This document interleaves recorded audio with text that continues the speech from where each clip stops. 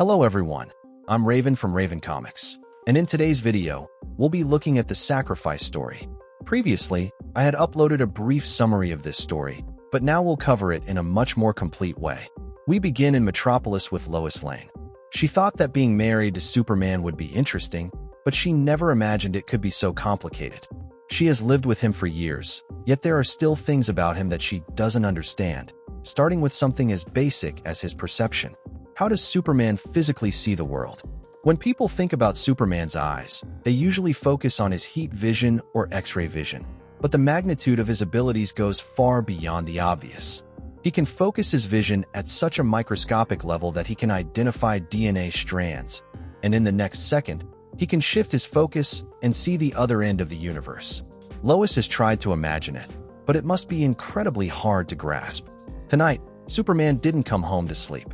After what happened yesterday, she's very worried. They have been through a lot together, but the way he looked at her with doubt, that was new. Then, she remembered something from her childhood. She was camping with her parents at a lake outside Metropolis. She had been in the water for hours when she asked her mother for the diving goggles. Lois put on the goggles, swam to the center of the lake, and submerged herself. There was nothing there, nothing except an endless gray. She felt completely alone. Nothing actually happened, but it was a terrible sensation. Some nights, she sits and watches him, wondering, does Superman feel that same loneliness every time he opens his eyes? Meanwhile, elsewhere, we see Superman with his hands covered in blood. He's not well and wonders what he has done. Back with Lois, someone stands in front of her, and she asks what they want. To better understand this, let's go back 24 hours. The city is in ruins. Jimmy Olsen comments that when Superman decided to push his heat vision to the maximum, this happened. Maybe Metropolis can convince that conceptual artist, Christo, to throw a tarpaulin over this disaster and charge people to see it. Clark is sure that Superman will help with the repairs. He's relieved that no one got hurt. To Jimmy, that's a small miracle. He has asked some scientists at the Daily Planet to estimate the temperature spikes during the battle. Based on the melted glass, they estimate around 1,000 degrees. They can tell it was hot. Clark says that Black Rock was threatening to destroy Metropolis's skyline. Are you suggesting that Superman overreacted? For Jimmy, it's hard to say. He wasn't one of the people getting punched through buildings, but Superman usually avoids the nuclear option for big threats like Doomsday, not for second-rate TV villains. Clark doesn't think that's how it happened. The report is over, and Jimmy should get it written up. It's time for Clark to move on. As he walks through the office, he finds a new girl at a desk and asks where Lois Lane is. Nellie, the new girl, says Lois can't be disturbed. She was very insistent that no one should be let in. Clark insists, "Where's my wife?" Nellie stands up and says she'll go find her. Superman is a bit worried, so he uses his X-ray vision to see through the door. When he looks inside, he sees Lois standing next to Brainiac. This makes him absolutely furious. Clark is about to enter the office when Nellie stops him. "I'd appreciate it if you had a little patience." Clark can't hold back anymore and knocks down the door. But when he enters, he only finds Lois Lane. Brainiac isn't there. Clark doesn't understand. "He was here. I saw him." Lois asks him to stop. "What are you doing?" Clark tells her that he's saving her. "I can't believe you were here talking to Brainiac." Lois tells him he's scaring her. "He was just trying to be my friend." Clark doesn't understand. "What do you mean Brainiac wants to be your friend?" At this moment, he's taking her out of here. To Superman, the two of them could never be friends. "He's tried to kill me dozens of times. That's why he keeps his Clark Kent identity a secret, to protect the people he loves from monsters like him." Lois asks him to trust her. "I don't understand any of this."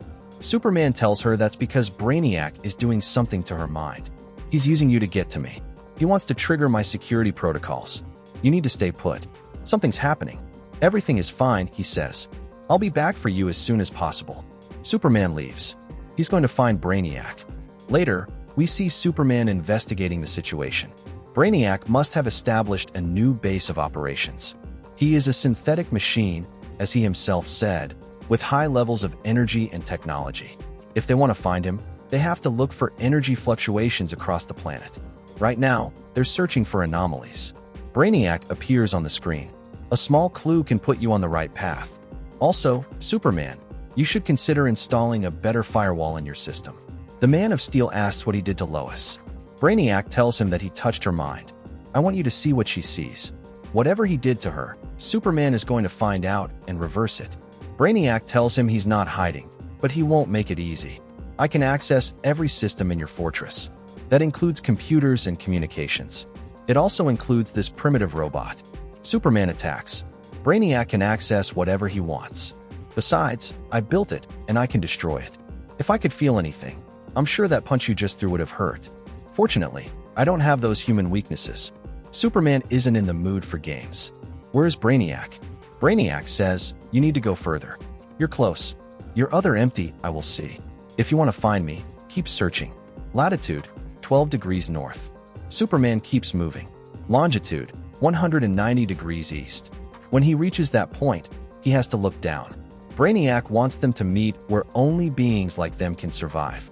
Earth's orbit is too crowded with primitive communication and surveillance systems. But if Superman goes 7 miles beneath the ocean, he'll find another world. Humans call it the Mariana Trench. The cold is unbearable. Superman arrives at the place where Brainiac was waiting for him, and he still has no idea what this is all about. Brainiac appears in front of Superman. Your Lois Lane has a problem, the most fitting name for her condition. Superman should have been able to protect her. Was it Clark Kent who allowed her to be shot? Superman doesn't understand what Brainiac just said. What have you done? Brainiac tells him, that's the wrong question. I'm not the only one capable of designing advanced robots. I already told you, you may be standing in front of me, but this won't be easy. I looked into your mind. I know all your secrets. You are Clark Joseph Kent, adopted son of Jonathan and Martha. He is Kal-El, son of Jor-El and Lara. He is an alien pretending to belong to a world that will never be his. He hides from the truth, as if calling himself Clark Kent could change what he truly is. Superman tells him that he is not hiding, but as he speaks those words, he receives powerful blows from Brainiac. In some ways, they are alike.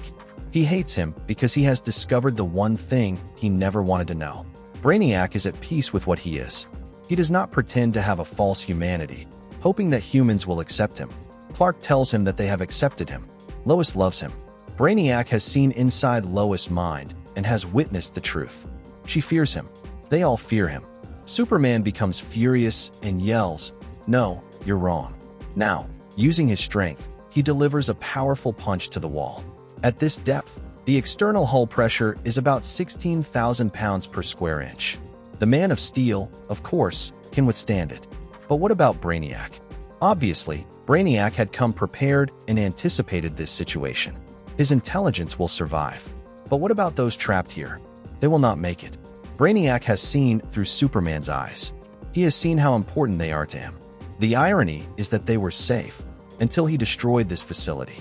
The cylinders were designed to keep humans in, not to keep water out. He cannot take them to the surface. Their blood would fill with nitrogen, and they would die. When the compartment floods, the cylinders will be destroyed. Superman doesn't know what to do. His friends don't want to die, but soon, they will no longer matter. This is what Superman still doesn't understand. No matter what he does, everyone will die. But they will go on. Water floods into the cylinders, and all he can do is watch as they burst apart.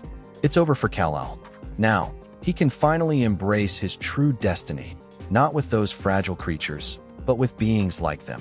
Superman swore never to take a life knowingly. But today, that may change. Superman, his eyes burning red, has decided to break that oath for what Brainiac did to Perry, to Jimmy, to Lana, and to Lois Lane. The Man of Steel continues his attack, landing devastating blows on Brainiac. At this moment, he is going to die. Suddenly, he is interrupted by a great light. But what was all of this? What just happened? Superman comes to his senses. He doesn't understand. Where is he? What has he done? His hands are covered in human blood. He can see the genetic markers, but it doesn't make sense. He was being attacked by Brainiac. Whatever Brainiac is, he does not have human blood. But if this isn't Brainiac's blood, then whose is it? The Justice League has arrived to stop Superman. He has forced them to act. He has much to answer for. The safety of the world is at stake. One way or another, he will come with them, so they can find out exactly what he has done. We return to Lois Lane, who is suddenly visited by the Martian Manhunter. Johns apologizes. He knows this is uncomfortable. Lois tells him he startled her, but the Martian asks for forgiveness. He fears he is also startled. Would this appearance be more reassuring for you? Lois tells him that he could come looking like a giant green marshmallow, and she would still be surprised. 5 more minutes, and, well, I could have been in the shower or something. As she walks through the halls, she is surprised to see how clean everything is. The detective tells her that Martians also have an imperative instinct to keep their food storage areas clean. He regrets to inform her that Flash seems to feel differently about the dining facilities on the watchtower. Well, whatever. What does the Martian want here? Why did he come to her?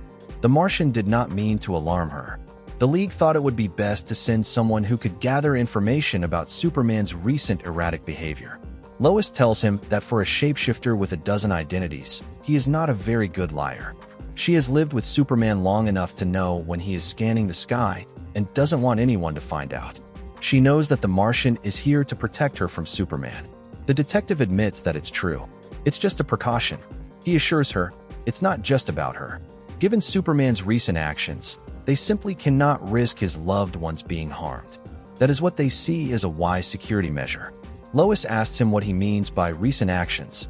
Yesterday, she was a little shaken, but they are talking about Clark. He saves the world and then comes home to wash the dishes. The Martian fears that it is more complicated than that.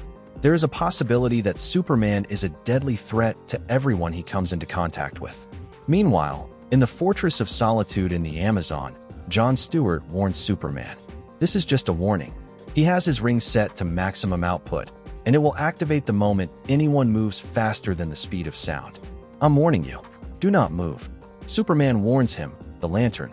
He doesn't know what's happening here, but he doesn't have to threaten him in his home. Flash steps in. This isn't us. We don't do this. We don't attack like this. John tells him that's an ironic phrase. He knows what he did. Hawkman, with all due respect to Flash, says that Green Lantern is right.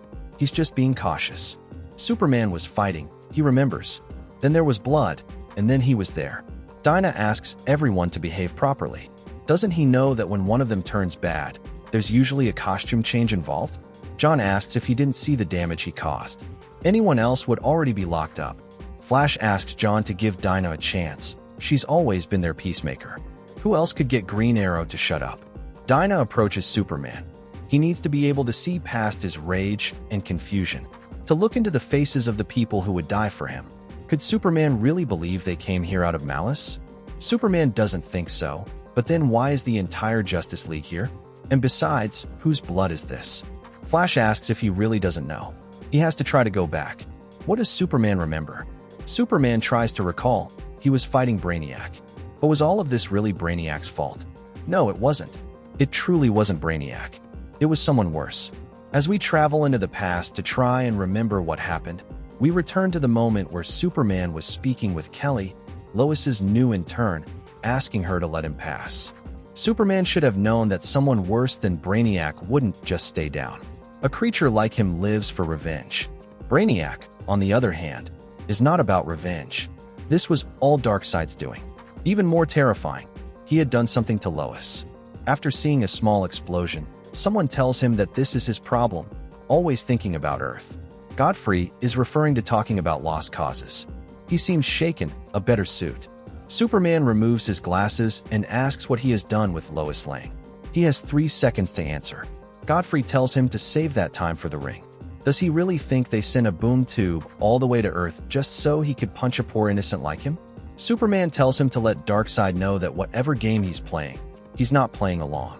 Godfrey thinks the Man of Steel will, once he sees the size of the prize. As they move forward, Godfrey explains a little. It's not about what Superman has done, it's about what he represents. Darkseid is a firm believer in the virtue of survival. He believes that if his planet died, it's because they were the losers of the universe. If the universe is a meritocracy, then his Kryptonian cousins were nothing more than playthings of entropy. And what did Superman do when he escaped in a ship? He ended up protecting Earth, another doomed wasteland. The boss doesn't share that way of thinking. He apologizes for saying it, but being beaten by a lowly creature like Superman, that's something that has him quite upset. Darkseid wants to defeat him, and he wants the whole world to see. You know, as a morale booster. And will he do it dressed in his usual battle suit, the one he fights in on Earth? Well, whatever. As they keep walking, they arrive at the battlefield. This is a fighting ring on the planet Apocalypse. This was his idea, and Darkseid welcomes him. Godfrey gets him ready. They have to put on a good fight. One that's murderous and treacherous, with as many punctured organs, shattered bones, and torn tissues as possible. The only rule is, whoever leaves the ring loses. They have to give the audience something wet to remember. Superman asks Darkseid, "What is this spectacle about?" This isn't like him. The Dark Lord tells him that his victory must transcend language. Humiliating him now will spare him the inconvenience of martyrdom, especially since the people of Earth despise losers. Superman knows something isn't right here. What if he refuses to fight? Somehow, this doesn't feel like him. He needs to end this farce quickly. Well, it looks like Superman won't be able to walk away from this battle. Darkseid tells him that his wife has an implant in her brain, one that is also a bomb. If he fights, Darkseid won't detonate it. But if he refuses, he will. With no other choice, Superman accepts the battle. He tells Darkseid that he wins. The Dark Lord tells him that, in many ways, he does. The battle begins. The first to strike is Superman. Maybe Darkseid should have chosen a game he actually knows. The crowd is going wild. They want to place bets on their favorite. Darkseid responds with another heavy blow. Maybe the Man of Steel is right, but he doubts he fits well in the farmer's house. The fight is brutal. It's basically blow for blow. Superman wonders, what is more unimaginably dangerous than a madman with absolute power? On one hand, it's almost reassuring that his logic is beyond his own. And of course, he has no idea what he's going to do. The threats, the torture of his own people, using Lois against him. All of this is supposed to make him weak, to make him desperate. But instead, it's only making him angrier. Rather than worrying and weakening, Superman grows stronger, landing a devastating punch on Darkseid. The punch was good, but it didn't do much damage. Darkseid even tells him he expected someone better. Superman agrees. Somehow, he's been weakened. The gloves, it could be the gloves. Or maybe Godfrey set him up. Superman asks Godfrey if he put something in the gloves. Godfrey tells him yes. They had time to find some kryptonite shards. He's afraid he won't be able to use 100% of his power.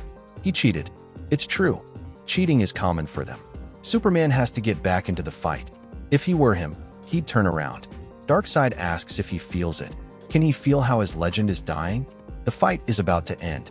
This is where it all ends for the Kryptonian. Darkseid will make his friends lick the dirt off his boots. His family will serve as food for his demon dogs. His wife will belong to him forever. Superman is getting furious. If he can end this now, more than just Darkseid's blood will be on his hands.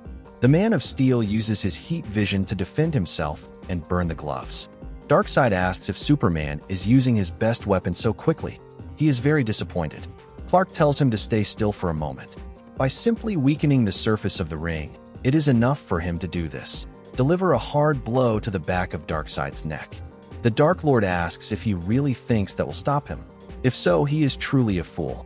Superman says that maybe he is, but Darkseid didn't count on the possibility that his stupidity might actually lead him to a plan. There was only one rule in this battle. Whoever was outside the ring would lose. And well, at this moment, Darkseid is outside the ring. Darkseid cannot believe it, but fair is fair. Superman can take his wife back, free of his will. To show what a good sportsman he is, Darkseid will even remove the implant himself. Then, Darkseid murders Lois Lane. Congratulations, Superman. He has just won. The Man of Steel becomes enraged and attacks Darkseid with his heat vision. Never again. He has exhaled his last breath for the last time in his life. Now, Superman grabs him by the head and throws him violently against a wall.